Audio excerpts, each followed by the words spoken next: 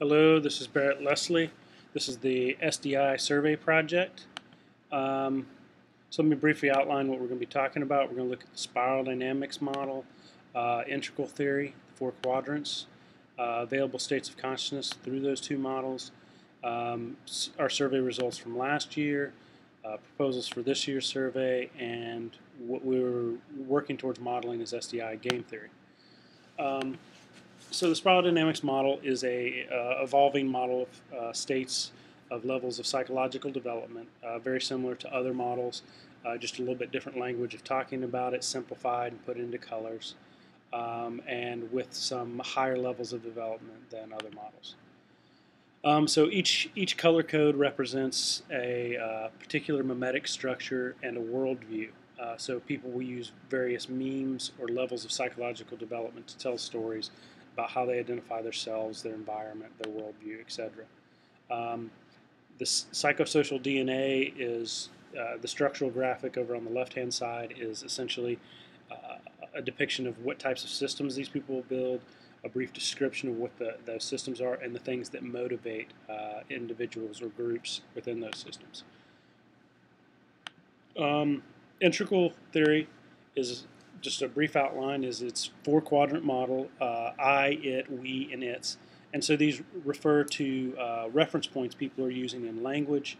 On one level, another level is actually breaking it down into intersubjective experience. The I, the it is the physical individual self.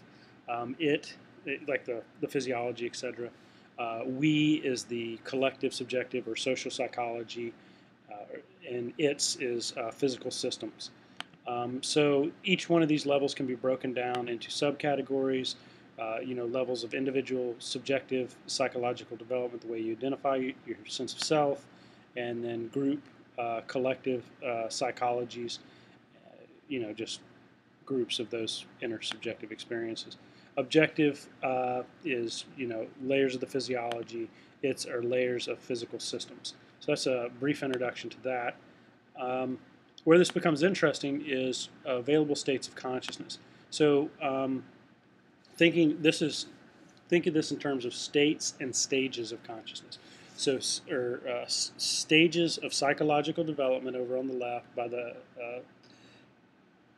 spiral dynamics model, and then states of consciousness that are available to everyone in those stages of consciousness, stages of development. So everyone has states of consciousness that are accessible, but the way that they'll interpret them are dependent upon their stage of development.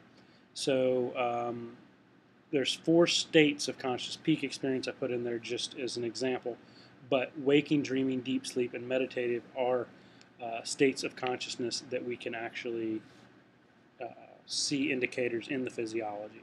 So a way of thinking of this is, so someone at ethnocentric worldview will, if they have a peak experience, they'll interpret that peak experience. Say they see a beam of light in the environment, they'll interpret that given their worldview. So if I'm a ethnocentric white Southern Baptist, the way I'll interpret a beam of light in the environment that seems like a metaphysical thing will be, the hand of God, Jesus, etc. It'll be some sort of metaphysical thing that only my religion can explain. So what is supposedly happening, what's interesting about the theory, is that, okay, so I plunge people into this meditative state. They take, through repeat exposure, through meditation, some sort of elevated or some way of getting their brain to that meditative state. Through repeat exposure, what happens is they have to reference that new meditative state of consciousness in context to their paradigm that they've structured through waking, dreaming, and deep sleep. So essentially what would happen is they're now having to reference that new state of consciousness and slowly integrate it. And as they do, supposedly they should move up the scale. So over repeat exposure, they're re-reference, re-reference until you eventually move up the scale.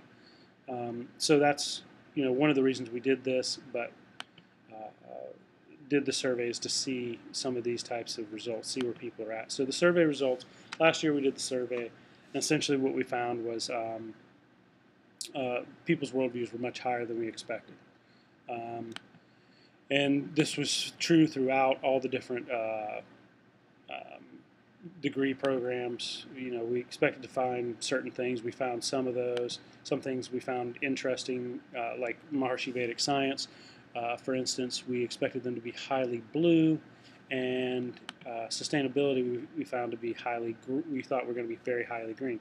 Now those kind of were there, but what we essentially found was that they had essentially the same set of worldviews, and they were just exhibiting that behavior differently. So a similar framework or way of working or understanding the world, but with actually a different story that they were using to operate that unit. So through Maharishi Vedic Science, peace, inner subjective experience, sustainability, more heartfelt, let's build a better world. Okay, so proposals. Right now we're working with Mathematica and Web Mathematica to build our next survey. There's two parts to the survey. One part will be a more evolved survey than we took last year, and the second part is a way of tracking time delayed gratification. So people looking at money in terms of time and how long they'll delay for payoffs. So, one of the things we're going to track is what is the greatest color in the population. Each color's number represents a vote. So thinking of it in these terms, starting to think of it in terms of how can we build a model to simulate this. Voting over time, which colors dominate trends. So, is there a reason why these colors are seen more in the environment? And what are the actual values that are being exhibited through policy and stuff like that. But it's essentially what we're looking for is a way to model this and building some sort of more tangible structure to relate to the psychological model. So doing a brain experiment to show coherence related with these value memes, and there's some indication that's already been done on that on the time gratification thing. And so, how do they displace the value? So what does this value look like? How does it interact? Some sort of way of dynamically showing how these memes interact.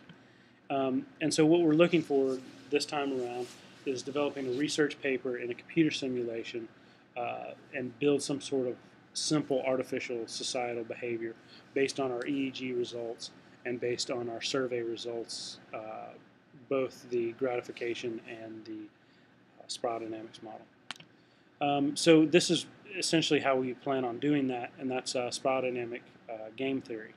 So just taking game theory, placing these individuals based on their time delay into a particular strategy. So developing strategies for each individual player.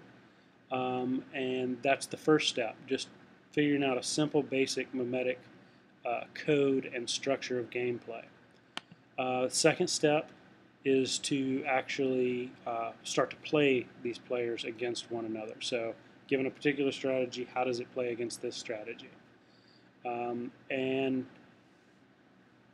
that's, I'm not saying this is how it actually is working. I'm just saying this is a simulation to start to understand how it could be working and a way to model it. The third step, more advanced step, would be actually varying players' development. So figuring out probabilities of strategies based on a survey. Not everyone's a particular color only. So how do we figure out a probability that works best for a strategy for an individual player, and then go through the process again. Some of the implications for this are, if you can build computer simulations of how behavior is working, you can actually start to model that for AI purposes. Essentially that's what you're doing is seeing how group dynamics are interacting, or an individual would interact to particular mimetic codes. And that's one of the interface problems with AI is figuring out where a person's at, what types of things they're actually asking, and what type of data to send to them. So once again, thank you. This has been the SDI survey project, and have a good day.